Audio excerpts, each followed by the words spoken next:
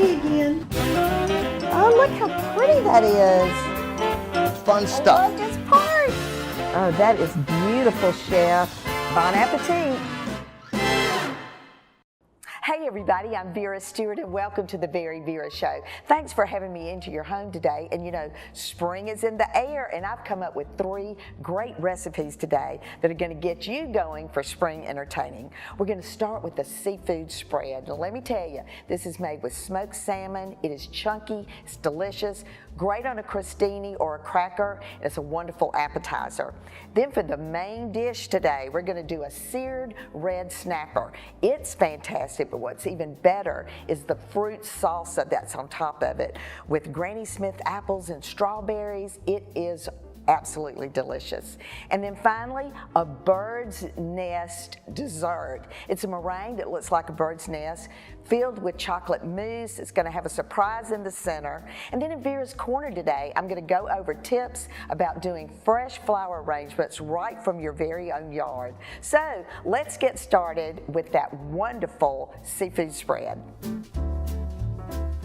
All right, this seafood spread is really a fantastic spring recipe if you're looking for an appetizer. Now, to be completely honest with you, it's actually a dip, but I love to say spread because that sounds a little bit fancier, but you can use it for either way. And so what we start with is creme fraiche. So I know the next thing you're thinking is, if you see that in a recipe, you just keep flipping the page because you think, I'm not going to go to the trouble to do that. Well, I've got a great tip for you today. Creme fraiche is just a little bit fattier than sour cream. So what you're going to do to 1 cup of sour cream, you're going to add a tablespoon of olive oil, and then you're just going to whisk it together, and you have creme fraiche, and nobody's going to know. So that's what we've done. We've also gone ahead and cut our fennel bulb into little chunks and caramelized it. So I took the top off the fennel, I cut it in half, laid it flat, and then I've made the slits in it so it's just an easy slice. Put it into a little bit of olive oil in a pan for about 10 minutes just to get it cooked through, caramelized, and it just looks fantastic. The star of the show of this spread today is smoked salmon. And most of you probably know that I have a home in Beaufort, South Carolina. So certainly I might want to substitute maybe crab or cut up shrimp or maybe some of the redfish or trout that we caught on the boat today to go in this recipe. So feel free to put your own twist on it. This makes it kind of a universal spread because smoked salmon or lox can be picked up in the meat department at your local grocery store. So this is bright, colorful. You know, that's the thing about actually using the smoked salmon is because it's got so much color going on. So these are big chunks right now, but as we mix it together, this is just going to kind of fall apart. All right, so I've got some other things to add. Now we're going to add in the fennel. And I've got a little bit of mascarpone cheese that's going to go in there as well. All right, dill, and I'm going to do that to taste. So I actually like a pretty good bit of dill in mine. We've got fennel seed, a pinch of kosher salt, all right, and then a pinch of Cajun seasoning. I might add a little bit more than a pinch. All right, then I'm going to do a zest of a lemon.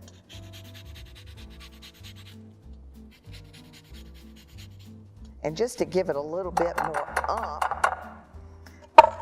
I'm going to just cut a cheek off of that lemon so there won't be any seeds. And then just squeeze about a teaspoon of that in. Okay, let's mix this up and see what it looks like. I mean, this is such a different dip. It's just going to be fantastic. And it will last in the refrigerator, especially with this particular fish choice. It's going to last in the refrigerator for several days. I like to say 3 to 5. So you can make this ahead.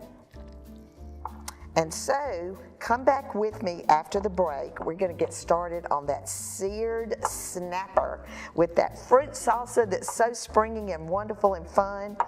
And we'll get going on that in just a minute.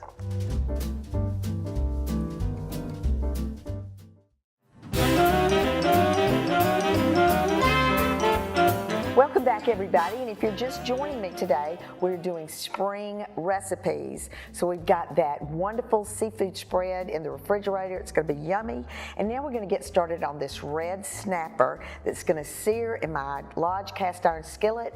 Then we're going to put a delicious fruit salsa on the top of it.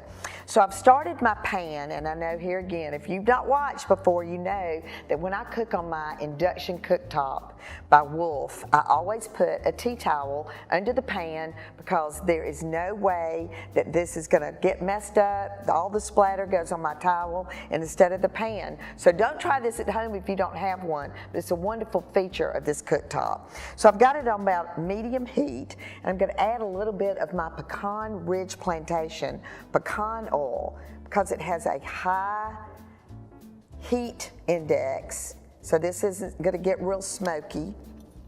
And it also has just a little hint of a nutty flavor, which I like in this as well. All right, so I picked up a beautiful piece of red snapper, and I'm actually going to cut this in half for 2 portions. And that skin is so beautiful. So I'm going to make a couple of slits on the top just to give a little character to that skin when it sears. And because we're going to do the skin side down first, I'm going to put just a little bit of pepper and a touch of kosher salt. And then I usually love that wonderful sear sound, but for this, because I'm cooking skin side down, I want to start with a lower heat just so that skin doesn't curl up when it's cooking. So I'm going to let that cook for a minute. And we're going to get started on this salsa. So it starts with a Granny Smith apple. And I've gone ahead and cut some up. But you know, I love any opportunity to work with fruit on the show because it's really kind of what bonds my husband and I, is that I have been cutting up his fruit every night for 27 years. So it's just, I mean, I think I could probably do this blindfolded. My grandchildren just can't believe that they can grab a whole piece of this apple peel. So once I've peeled it, I just take the knife and I go straight down. And then I quarter it again. And then I just cut straight down to get that core out. Then you can just chop it up. Super easy. All right, I'll finish that one later. That might be in his fruit bowl tonight. All right, so now the other ingredients in this salsa that are just terrific are fresh strawberries. And you know, this is the time of year for these as well. You can go to your farmer's market right now, and a lot of times they'll have the strawberry field and you can pick your own. Heirloom cherry tomatoes. Oh my goodness, they're amazing. We've got fresh basil. So if nothing else, the combination of this fresh basil with all of this fruit is just terrific. All right, we've got olive oil,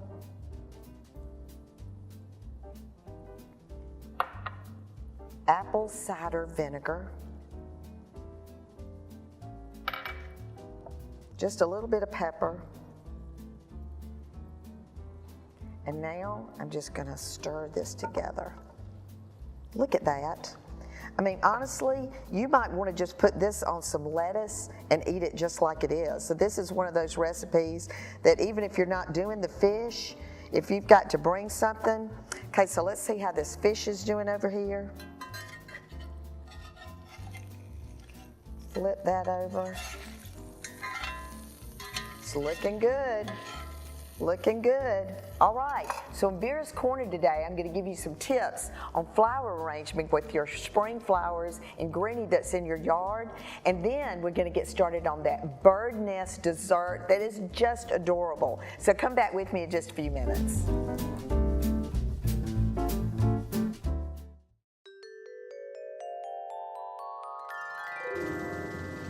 this time of year, I love to bring the outdoors indoors by creating flower arrangements with things from my yard and maybe substituting with fresh cut flowers from the store. Here's a few tips.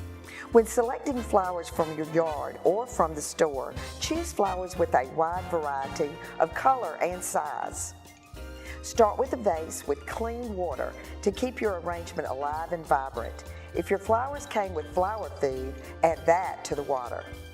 Sometimes it helps to create a grid of cellophane tape across the top of your vessel to hold your flowers in place, especially if some of the stems don't reach the bottom of your vessel.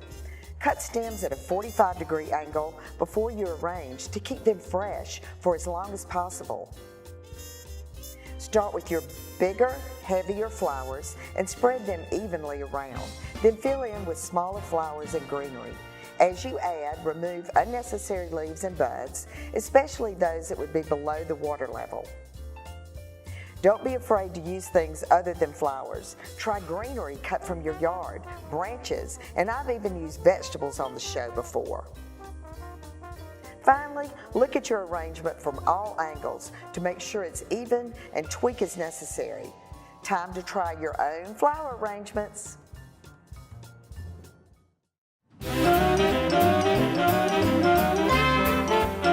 Welcome back, everybody, and hope you enjoyed those tips about flower arranging. I love to get out in my yard and my neighbor's yard too and get some of that together for spring.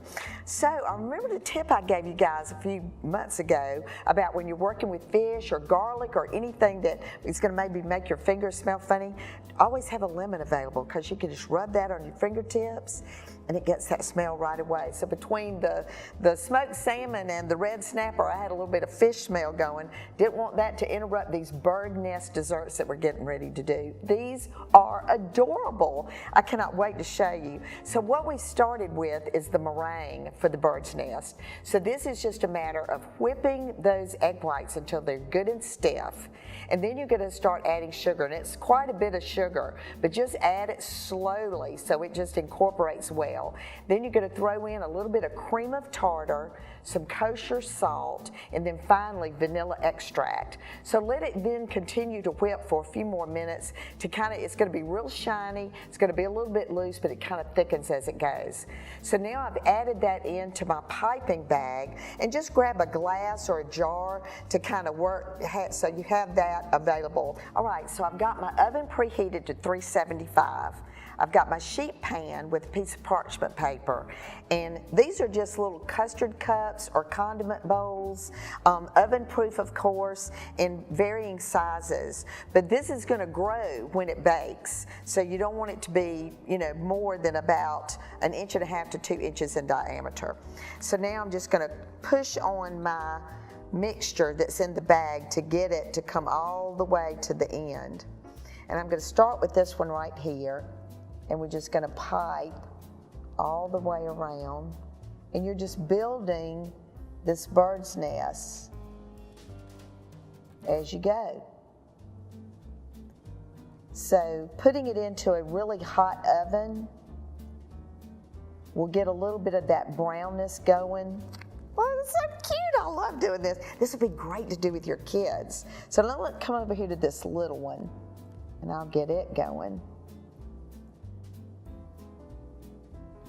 And it's just a different presentation on pretty much a classic dessert. So I'll finish this other one in just a minute because I want to get started on the chocolate mousse that goes in the center of this wonderful dessert. So I'm going to add egg whites to my mixer. I'm going to turn this up as high as it'll go. And I went ahead and got my whipped cream done. So on whipped cream, of course, speed is important, but the other thing that's really important is to get your vessel good and cold. So we actually sat this in our Sub-Zero and Wolf drawer freezer, and it was just really icy and frosty looking, and that whipped cream just whipped up like crazy. Looked really good. All right, so this is whipping up.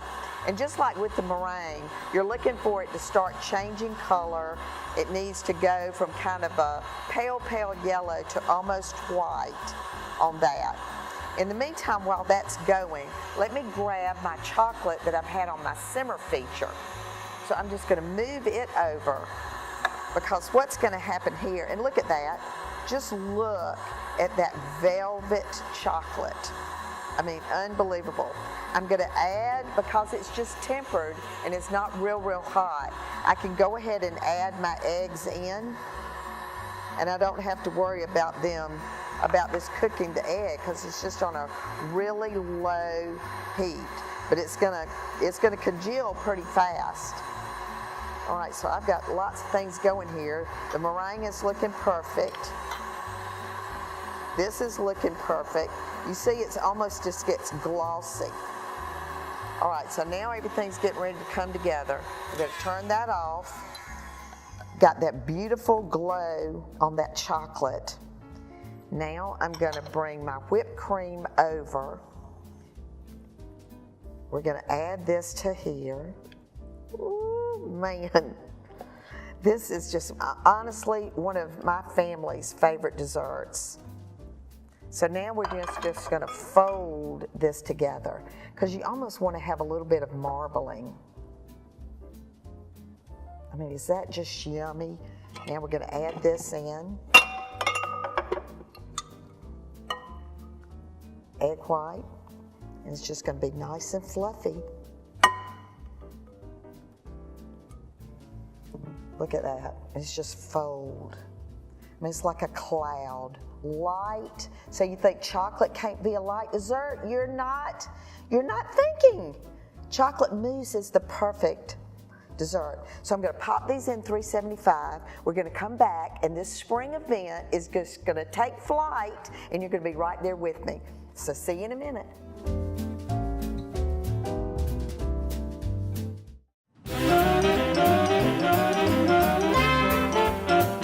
Hello, spring. We heard you, and we made some recipes today that give you a very warm welcome to our show, and to all of you to have some great recipes to try this spring. And as always, our recipes are available on our website at VeryVera.com. All right, so let's go back through what we did today. We started with this wonderful seafood spread, and just look at this presentation. We've used a gold placemat. I've got almost a cake plate that's the colors that are in our placemat, and then I've added in radishes, crackers, endive. You could do carrot sticks, you could do whatever you wanted. But this dip is just amazing. Just look how colorful it is. Everything that we did today with all of the different ingredients, the caramelized fennel, just the smoked salmon, all of these recipes today just really speak to the colors of spring and to the flavors that we love. With the fresh dill, this is just going to be fantastic. I'm going to pop that in my mouth in just a few minutes. And then the red snapper, oh my gosh, it is just beautiful on this platter. It is just a really nice portion.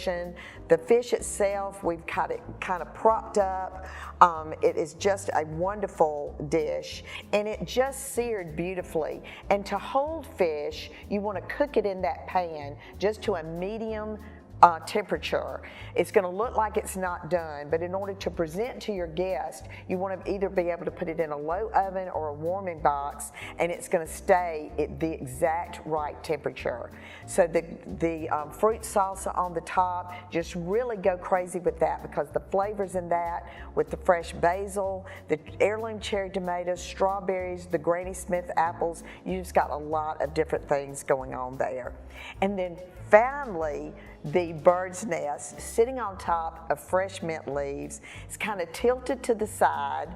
It really got nice and crisp on the top. And then the Hershey's chocolate, the little robin eggs that are in the stores right now, are our little bird eggs on the top. And I just piled up that chocolate mousse in the center of it. And everything's edible. You can eat the nest. It's fantastic.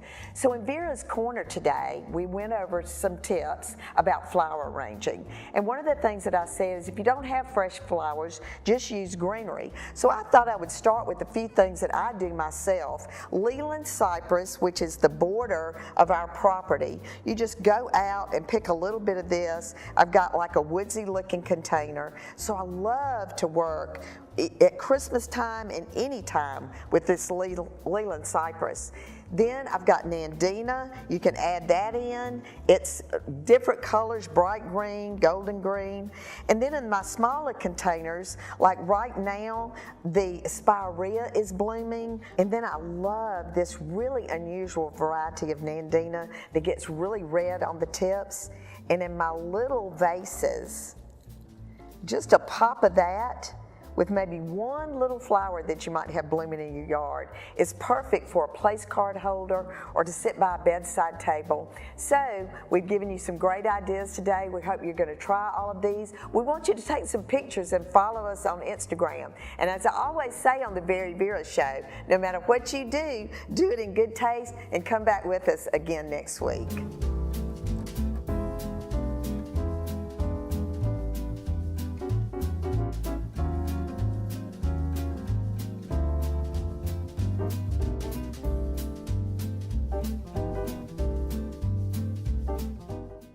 To see what's cooking with the VeryVera Show, follow us on Facebook and Instagram and on Cottage Ketchup.